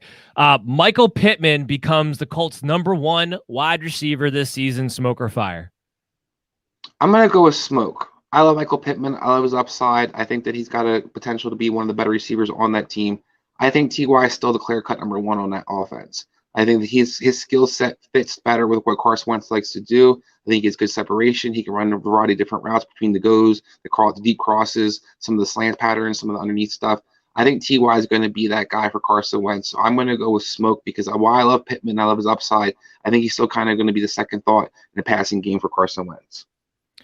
I think this depends on how you want to approach the topic. I think Michael Pittman will wind up with the most targets by the end of this season, but T.Y. Hilton's going to be the better fantasy football option because of his big play capabilities. I do think there's definitely matchups in the AFC South he's going to be able to take advantage of, so I think you're going to know when to play T.Y. Hilton too. So I do think he's valuable from that standpoint, where some of these other big play guys, you're not always sure when to play them. Hilton, you're going to have a pretty good idea when you can play this guy. I agree with you. Carson Wentz, who likes to throw the ball deep, doesn't get the opportunity to do so too much because he's had his entire career blanketed by slow, big receivers and rarely ever has speedster guys to be able to throw the ball to. And I don't think Hilton's done. I think he's got the veteran savvy to be able to get open down the field. I think he still has enough speed. We kind of saw towards the end of last year him still be able to be effective with Philip Rivers, which I think was the biggest problem for T.Y. Hilton more so than anything else. So I'm with you. I think from a fantasy football standpoint, Hilton to me is still a wide receiver 4. I think you're able to plug and play in your lineup and will be the better fantasy football option. So I go with smoke on this as well. Here's a good one. Julio Jones is the number 1 receiver in Tennessee. Smoke or fire? That is 100% smoke. A.J. Brown ain't going nowhere, kids. And while he's been banged up himself, and we always know Julio has been really struggling the last couple of years with injuries, especially nagging injuries. I think there's no reason that Tennessee is going to revamp the receiving core to appease him and make him the top dog. A.J. Brown will be that guy. A.J. Brown will continue to be that guy. His usage is too much underneath stuff, too much to overcome the slants, stuff like that. I think Julio is going to have a nice season, but A.J. Brown to me is clearly still number one receiver in Tennessee. Yeah, I agree. This is something that people want to bring up because, it's Julio Jones. So does he really go to a situation where he's not the number one guy? The reports are already there with A.J. Brown. He's the upcoming superstar. And again, look no further than Julio Jones is dealing with an injury right now, and he's still not practicing. So how great he's going to be able to hit the ground running, we have to see. How healthy he can stay throughout the season, we have to see. Yes, this is 100% smoke. I still think Julio Jones is definitely a guy who could be a wide receiver too, but he is going to be the wide receiver two for sure on the Tennessee Titans without a doubt. Laviska Shenault overtakes as the number one target on the Jacksonville Jaguars, smoke or fire? So you're not going to like this answer, but I'm going to go with fire. No. Oh, hold on. I want the truth. You can't handle the truth.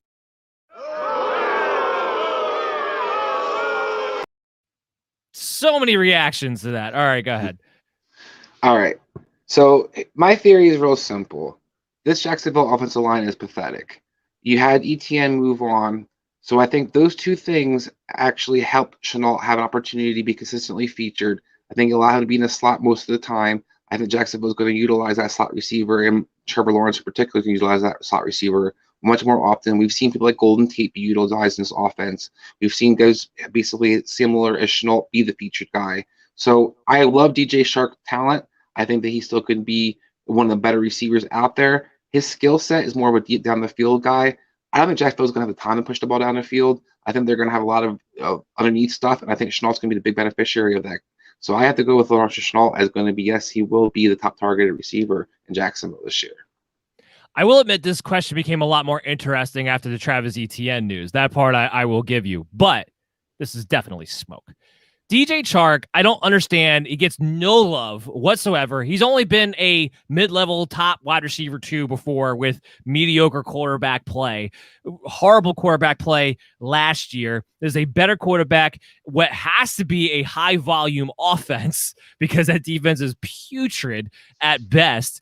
And a Trevor Lawrence guy who likes to throw the ball deep. He's going to hit DJ Chark quite a bit. I think it's going to be DJ Chark and Marvin Jones. Now, yes, again, Laviska Shenault, I think his role will evolve a little bit more than they were anticipating it to because of the Travis Etienne news. That part I don't disagree with, but that's not going to make him the number one targeted wide receiver. It's still going to be DJ Chark. He's still the best receiving threat, both down the field and everywhere else pretty much on this team. Still a young guy who has another level in his game, another potential, another upside that I believe he can reach now in his situation here. Now, Laviska Shenault is just still going to have to be a Curtis Samuel gadget type of player, being a third target. That's how I kind of see it. I see Curtis Samuel in Laviska Shenault to the Robbie Anderson to the DJ Moore, where he's the third targeted guy, but used a little bit throughout the entire field. All right, next up, Kyle Pitts, top 5 tight end, smoke or fire? I'm going to go with fire. The reason I'm going there is not necessarily I think that he should finish top 5. I think he will because I think there will be an injury in the top 5. One of the guys will be injured in the other top 5 that I have currently.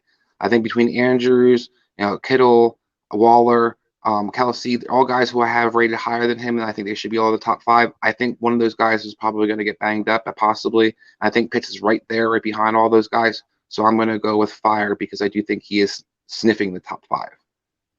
I'm going to go with smoke. I have him at tight end 7. So even if somebody was to get injured, I still have another tight end in front of him. I think the fact that he's going to split out wide as much as they're saying he's going to in practice, I think is actually going to play against him rather than for him because it's easier to cover a tight end when he splits out wide than not. Hayden Hurst, I think, will be involved enough to be annoying, especially in the red zone. And I think ultimately this is Calvin Ridley's offense this year in Atlanta. It's not going to be Kyle Pitts's yet. So I have him at tight end 7.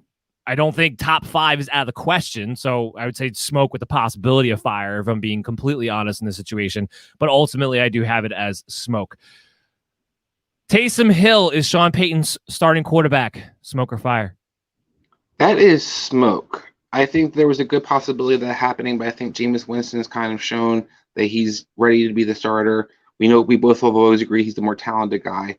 And I think his showing last preseason game really was well for him. And I think Marquise Callaway stepping up and being that number one receiver that they kind of made sure that they weren't sure if they had or not will also help Saints trust that they can actually pass the ball, not to be a team that's necessarily run-oriented and playing basic rugby out there in a lot of ways. I think Taysom Hill was that option when they had to keep the game score low. They had to be able to kind of be conservative offense. But so far, everything's kind of shown between reports out of camp and preseason games. The offense should be pretty good and has been able to push the ball down the field a bit more than they have in a couple of years without Drew Brees being there anymore. I think Winston's going to be this week one starter. I agree with you. I believe this is smoke, but I don't think this is definitely put to bed yet. I think Jameis Winston's performance definitely went a long way in that and showing when you have a true pocket passer, what you can do in that offense, a true thrower of the football. But I still think Sean Payton is debating what brand of football he at least wants to play, at least to start the year. We'll see what happens when Michael Thomas gets back, but I do think he's debating that point. So while I believe this is smoke, I think there might be a little more fire to it than just that. Next up, Sam Darnold can maintain 2 top 24 receivers, smoke or fire? To me, that is smoke. Unless you want to count Christian McCaffrey as one of those guys, because I look at this guy, he has yet to do that in his career. The Jets offense has been pathetic and fallen behind a lot of games, and he still couldn't do it. And I think that you have really talented receivers, but you have a variety of different options they can kind of use to spread the ball to. I think Sam Darnold is going to be a huge disappointment for this team. I think Carolina in general is going to be a huge disappointment offensively, and I think that he's definitely going to be not able to do so. So I go with smoke. Yeah, I'm with you. I brought this up before. With ability statistically wise, no matter how you shake it out, this is not an improvement over Teddy Bridgewater. It's just not. And even last year, I think that offense played as well as it possibly could have, and he still didn't have 2 top 24 wide receivers. Robbie Anderson doesn't benefit from having Sam Darnold back in the building at all. I think you might have one. I think that one's DJ Moore. And Robbie Anderson's the guy that I question if he's actually a low-level wide receiver 3 or if he's not just more of a wide receiver, high-end wide receiver 4 this season. So I'm with you. I think it's smoke that 2 Carolina Panthers will be a top 24 wide receiver. Next, Bucks. Bucks will have a running back that finishes inside the top 30, smoke or fire? That is smoke. I have no trust in this backfield. The only way I hesitate a little bit is possibly in a PPR league, Gio Bernard could make it there because I do see him being heavily involved. Bernard in the top 30. I hate Bernard, but I could see him easily playing that James White role in this offense. Because of the receiver attention they're going to be able to get, and the fact that second tight end hasn't really been, OJ Howard has been healthy in a lot of ways. So, but overall, this is a backfield that I personally want no part of. I love Leonard Fournette's skill set, but he was almost out of the league last year. Then he comes back and has a great stretch. But Ronald Jones was the lead guy, and all of a sudden he disappears on playoffs. Then you add Gio to the backfield. You still have a Keyshawn Vaughn there. I just say there's too many guys, and this team's still going to be a pass-first team. I say no. Yeah, I'm with you. I don't think there's a top 30 finish in a half-point PPR league in this backfield because they're all going to get worked in. Giovanni Bernard pretty much kills any chance of Ronald Jones or Leonard Fournette being guys that you want to play and plug and play in your lineups. And even if one emerges on an every other week basis type of deal, I don't think you're ever going to know which one to play. And because of Gio Bernard, if he does play that James White role, you're really capping the ceiling of a Leonard Fournette and a Ronald Jones who are going to be, I believe, splitting carries to begin with. So this is the backfield. I'm with you. I don't want to touch it at all, and I don't think anybody finishes inside the top 30. Next, both Cooper Kupp and Robert Woods will finish as top 15 wide receivers this year, smoke or fire? That is unequivocally fire to me. Matthew Stafford has shown he can feature 2 receivers, has the ability. This Rams offense showed they can feature 2 receivers. And I think the additions with Deshaun Jackson and even a Tutu Atwell adding that extra speed to help open it up for Robert Woods and Cooper Kupp, I think make it a no-brainer that both these guys have a strong chance of being a top 15. I'm going with fire. I have to say smoke because I have Cooper Kupp rated as my wide receiver 19. I don't quite have him in the top 15, but the potential is definitely there. I would not be shocked if both of these guys finish as top 15 wide receivers. I love their floor to ceiling ratio for both of these guys. The only thing about Cooper Kupp is I worry a little bit about him staying healthy. We haven't seen him do it in a couple of seasons. So that's the one thing that kind of holds him back a little bit in my mind. Next, Russell Wilson can finish as the QB1 this season, smoke or fire? Kenny, sure, but Willie, no. So I'm going to go with smoke. I think Russell Wilson will have an improvement to a degree. His offense, he was very effective last year. Nice year last year overall. I don't see the numbers dramatically changing. I see the consistency dramatically changing for them. So last year, look at the numbers he put up. They're pretty good numbers. I think he still finished, wasn't number one, definitely in the top five, but he was in a guy that you necessarily was even close to number one. I think his numbers are going to be very similar this year. I just think each game's going to be more consistent, where you're not going to have like the 45-point, 50-point games he was having and then basically doing nothing. I think it'll be kind of a consistent production. So I think he can be a QB1. I could finish there, but I think there's too many other guys that you look at that have a better chance to finish above him. So I'm going to go with Smoke. I mean, I'll say fire because I believe he can finish as the QB1. I do think that's in his range of outcomes. I have him as QB5. The biggest thing I think is that this offense has a great opportunity under Shane Waldron to be more consistent, like you're saying. But because you have Tyler Lockett and DK Metcalf, having those big gaudy numbers is still also in the range of outcomes, especially depending on the matchups and everything else. So everything sets up where they definitely can. I feel like if he does get more consistent, he'll be right there competing with a Mahomes, a Lamar Jackson, a Josh Allen, and be right in the conversation for QB1 at the end of the season. So I'll say fire that he definitely can based on the new offensive scheme that they're doing. AJ Green will resurge as a fantasy relevant wide receiver, smoke or fire. I love AJ Green. I've always loved AJ Green. And more than anything, I hope he finds a fountain of youth in Arizona where some guys have done so.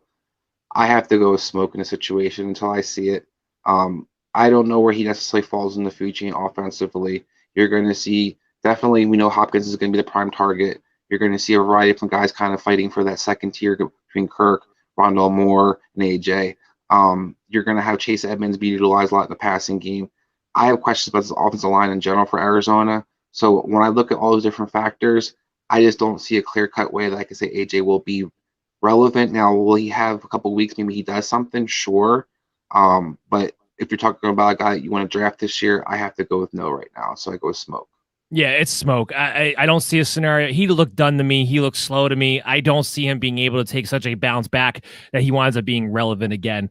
I got to go with Smoke. And I think you got guys like Rondale Moore emerging in Arizona. There's other wide receiver options. I think he's more out there to be, a best friend of DeAndre Hopkins, which keeping DeAndre Hopkins happy could be relevant in itself when it comes to NFL. Next, we have this is the year of the Mike Williams breakout, smoke or fire. I'm going to go with Smoke. I'm not down on Mike Williams like a lot of people seem to be. The reason I have to go with Smoke, though, is I don't really consider the breakout. Is it going to be the year he hit double-digit touchdowns? Well, he's done that. Is it going to be the year he goes over 1,000 yards? Well, he did that. The year he does both? I say probably not, because I don't think the Chargers overall are going to score enough for him to be able to do both. So I don't know what you talk about breakout. Putting both of those together would probably be the breakout. Okay, I would probably go with Smoke for that because, like I said, that I don't think he's going to have. I think he can go over 1,000 yards. I do think he could score double touchdowns. I wouldn't bank on him doing either one of those things this year, so I'm going to go with Smoke. Yeah, I got to go with Smoke, too. He hasn't developed as a wide receiver the way I would like him to as far as a route tree goes. I still think he's primarily a 50-50 ball, deep ball threat guy and nothing much more. So basically a one-trick pony. On top of the fact that he's always dealing with either a hamstring injury or a shoulder injury, and that's no different this training camp. He's already dealing with a hamstring injury. So I'm going to go with Smoke on that one. Not one Raiders wide receiver will finish in the top 36. Smoke or fire? Not one. I'm going to go with Smoke because I don't know how that receiving core is going to unfold. I heard wonderful things coming out of camp about Edwards. I'm a big fan of his. I don't trust John Gruden to utilize him enough. We've heard the hype about Henry Ruggs. I think Henry Ruggs is definitely a one-trick pony. He can only run goes, basically. His route tree is very limited. We don't see Derek Carr push the ball down the field all often. And I think you have Hunter Renfrow being a mix. You have too many guys that are going to get mixed in there. John Brown's still there. There's too many guys for Derek Carr. Derek Carr spread the ball around a lot too. So all the different factors. You added Kenny Drake into the passing game. I say no because I think there's going to be too many mouths that are going to kind of utilize that offense to actually have a guy finish in the top 36, other than Darren Waller. I'm gonna say it's Smoke as far as not one Raiders. I do think one finishes in the top 36. Because just based on last year, we saw Nelson Aguilar emerge out of nowhere and become a top 30 wide receiver. something has to happen. Something besides Darren Waller, someone has to be productive on a team that has a horrible defense. It's going to have to get in shootouts with the Kansas City Chiefs and the Chargers, most likely, maybe even to a lesser degree, the Denver Broncos, just within the division alone. I do believe somebody who's this going to be? I couldn't tell you. I don't know if it's going to be Brian Edwards. That's the situation where I'm not drafting a Raiders wide receiver. We'll see how it shakes out in the waiver wire. But I do have to say, I think one will finish inside the top 36. Last smoker fire. Jerry Jeudy will be the number one wide receiver now that Teddy Bridgewater is the quarterback. Smoker fire. I'm going to go with smoke. I can see some of the ideas of why Jeudy could be the number one, but I still think Courtland Sutton, if he is healthy, and that's my big if he's healthy, I still think he's the better all-around production guy. I think he can still use his body to get the 50-50 balls. He's going to be utilized in the red zone. We saw Michael Thomas eat pretty well, who I kind of compare Courtland Sutton to a lot of how he uses his body, be successful with Teddy Bridgewater. I think that you're going to see Jeudy be much more productive this year. I think he'll be able to kind of be, utilized in that Robbie Anderson role that we kind of saw last year. But I think you're going to see Courtland Sutton be that kind of big play guy. The guys also be more featured in the red zone. So I'm going to go Courtland Sutton, still the true number one in Denver. Yeah, I agree. There's going to be smoke that Jerry Jeudy's number one. Courtland Sutton was a budding superstar. I don't understand why we're all forgetting about him. I hate the statistic because it gets thrown out by so many people that they talk about, Jerry Jeudy, though, he was a top 3 in air yards. He was the only one on the field. KJ Hamler missed half the season. Courtland Sutton of course, he was number 3. He's the only one left. Look, I know Jerry Jeudy runs those more intermediate routes, which is typically what Teddy Bridgewater likes to throw, but Courtland Sutton is a true stud who has a full route tree, a full star, will be playing the X receiver in a Pat Shurmur offense. It's still Courtland Sutton in my mind. Now, I still like Jerry Jeudy. Don't get that conflated. And I think Teddy Bridgewater can make both of these guys top 36 options. But Courtland Sutton is the guy for me. So I would go with smoke on that one. Unfortunately, we're out of time. We're not going to be able to get to the mailbag segment, but even if we don't get to it or we don't put your question up here, always ask us your questions at BellyUpMDFF Show on social media. We'll help you out. We'll answer them there. We'll try to get them on the show. We'll definitely get them on the show tomorrow because we'll be back at 11 a.m. talking about our best 5, bust 5, sleeper 5 tight ends. So check that out on social media at BellyUpMDFF Show or go and subscribe to our YouTube channel, the MD's Fantasy Football Show. Of course, you can always catch us on your favorite pod streaming app, Google Play, Stitcher, Spotify, iHeartRadio, wherever. We're widely available to you guys. And don't forget to check us out tonight, 6 p.m. 7:30 p.m. on the Unhinged Sports Radio Network. BUSN, I believe is the code that we're going with for that now on unhingedsn.airtime.pro. Guys, we'll see you all tomorrow. I'm Dan Mader, Chris Dowhower. Draft smart this weekend. See you guys later.